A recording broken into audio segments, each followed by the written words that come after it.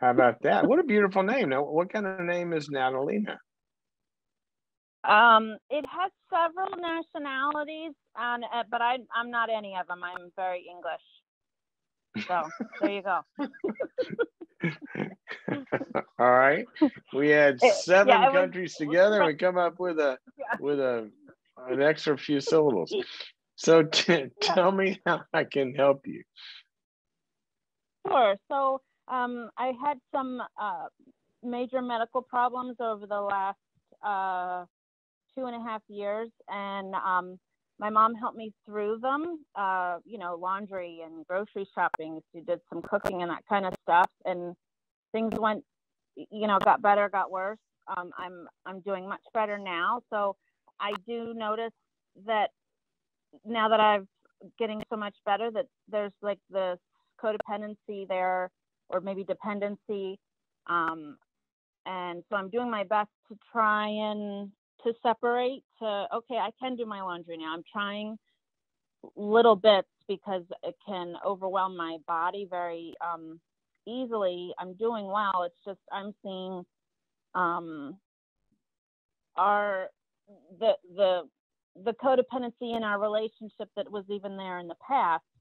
So I'm wondering maybe how to avoid that in the future. Wait a minute. Just to make sure I'm getting this right.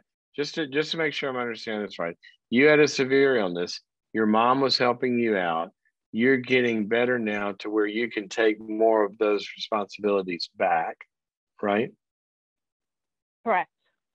Okay, now that on a normal program would sound like that's a good day. Yeah. So on the program where we call about bad days, how can you're getting better give us something to deal with? That should be a cause for celebration. Right? How did we get upside down with this thing? It's time to throw a Natalina's getting well party. Woohoo! Yeah. So how did we get upside down? Why is this a problem? Yeah. Well, it's not a problem. I'm seeing I maybe through the whole process and pulling away and doing these things on my own now, I'm seeing more codependency behaviors from my mom. What does that mean? Making sense. Whether to me or... Sorry, I'm making noise here, but I just noticed my battery's getting low, so I don't want to lose the only Natalina that I've ever talked to in my whole life. I'm going to plug in here. I mean, who would blow that chance, right? All right. Yeah, right. There we go. Get that battery connected. Okay. So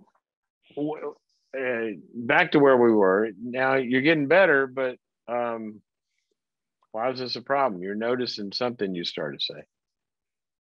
Yeah. So I'm noticing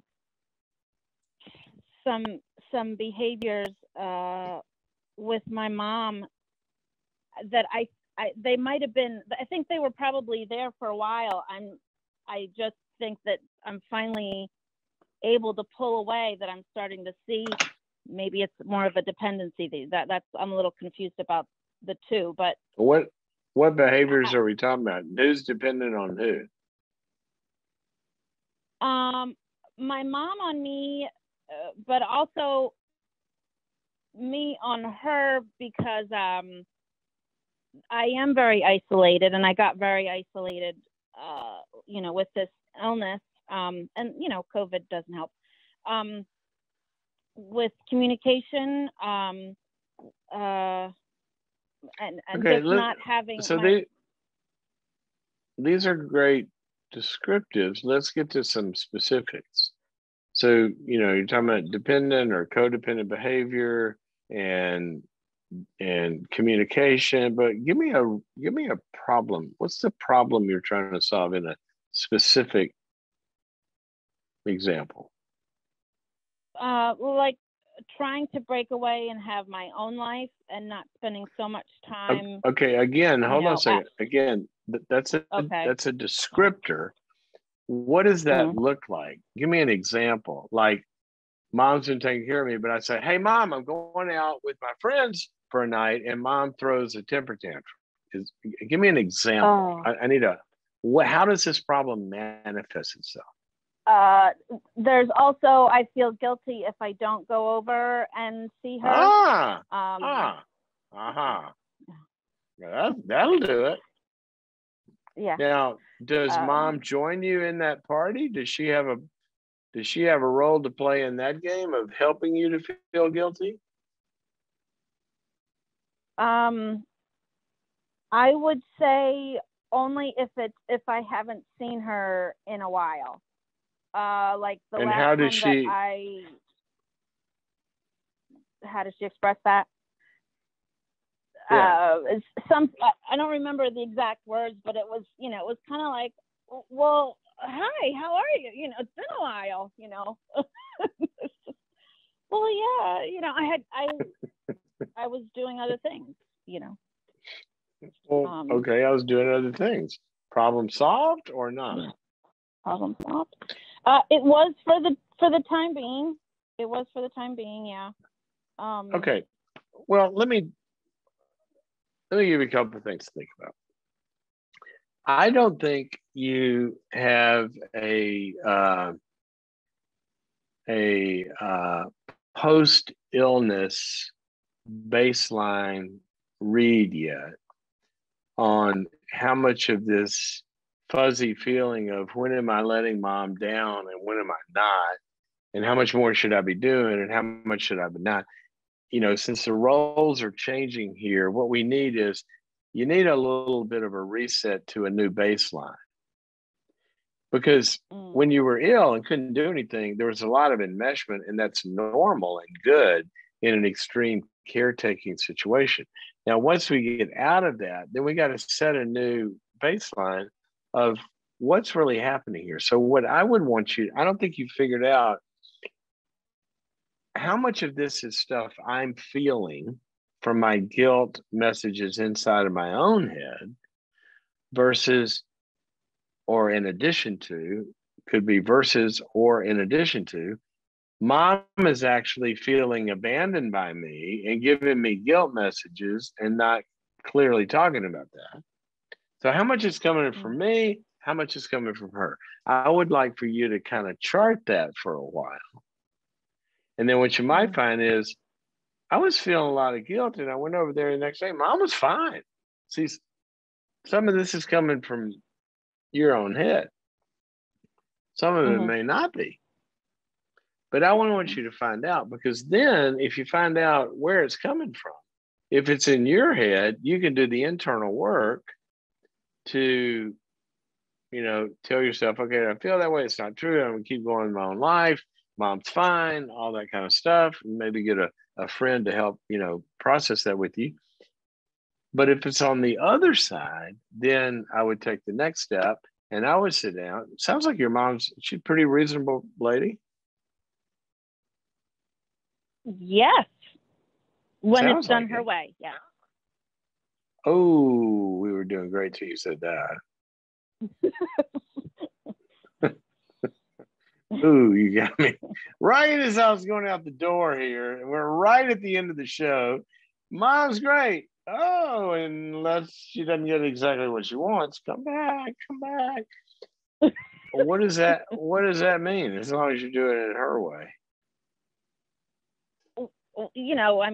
You can start with the dishwasher. There's a way to do it, and her way is the right way. The dishwasher. There's a right way to do it, and if you don't do it her way, then it's not the right way. No, and it's with a lot of things. There's lots of right ways to do it, and mom's way is the right way. Okay, but if we're not doing a bunch of that stuff, why does that matter? I mean, are you over there filling up her dishwasher wrong? That's an example of, if mom has an opinion about something, then it's really hard to be able to do something another way if she has a really strong opinion about it. Then her way is the right way. Whoa. It's not hard to do it a different way and think about it a different way. It's hard to do that and have her like it. True. So that's another differentiation I want you to make. See, right now it's feeling to you in your head like mom's got all this power from her expectations. And once you begin to differentiate from that and take that back and say, mama, you fill up the dishwasher, mom goes, that's not the way to do it. And then you go, well, that's the way I do it. We can do it your way if you want. I think it works better this way. And you're starting to differentiate from her. And then when she's frustrated, go, oh, mom, I'm sorry that's frustrating to you. Yeah, I don't care if you're a dishwasher. We do whatever you want. But she doesn't have the power to make you feel all this stuff. And then we're out of time and I got to run. But I'm going to give you one more thing. Once you get this baseline I was talking about, you're figuring out what's yours and maybe what's mom's. I would think about, if this will work, think about sitting down and say, Mom, I want to do two things. I want to have a celebration. I want to throw you a dinner. I'm going to take you out to dinner. We're going to light some fireworks, or I don't know how we're going to do this, but I just want to thank you for how you took care of me when I was sick. It was unbelievable.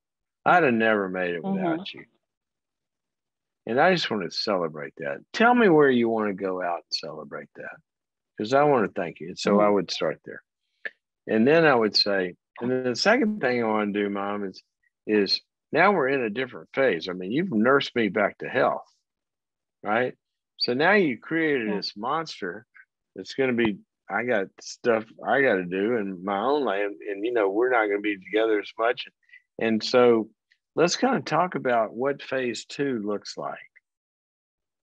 Like, how much time, when are we going to see each other? How much time? Are there things I can do for you? What are your expectations about when we get together or how often or whatever? And just try to structure that relationship a little bit.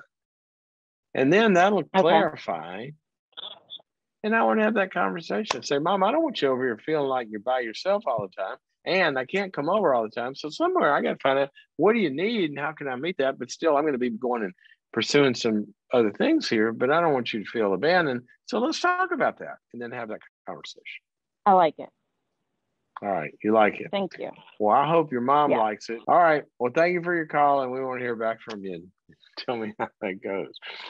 Oh, gosh. Expectations. Sometimes we need to clarify them because sometimes we got stuff going on in our head that they don't have, and they got stuff that we don't have, and there's a miscue, and then nobody knows what anybody's feeling, and then we get all bummed out. And let's just, make a safe space, get it all out on their table. And Mom, I got a life, and Mom, you got a life, and Mom, we got a life. How can we assign the right amount of time to each one of those three?